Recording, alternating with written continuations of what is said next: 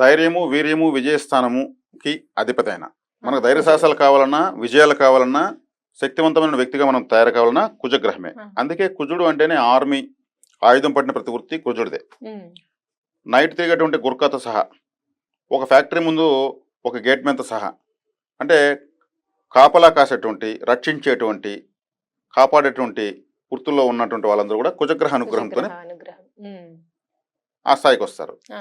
ఇప్పుడు మనకు మహాభారత కాలంలో ఇదే గ్రహాలు ఉన్నాయి, ఇదే నక్షత్రాలు ఉన్నాయి, ఇప్పుడు అవే ఉన్నాయి. కానీ అప్పట్లో ఒక అబ్బాయి పుడితే జ్యోతిష దగ్గరికి వెళ్తే మా అబ్బాయి ఏమవుతాడంటే మల్ల విద్యా ప్రవీణుడు అవుతాడు, విలువిద్యా ప్రవీణుడు అవుతాడు, గుర్రపు స్వారీ చేస్తాడనేవాళ్ళు.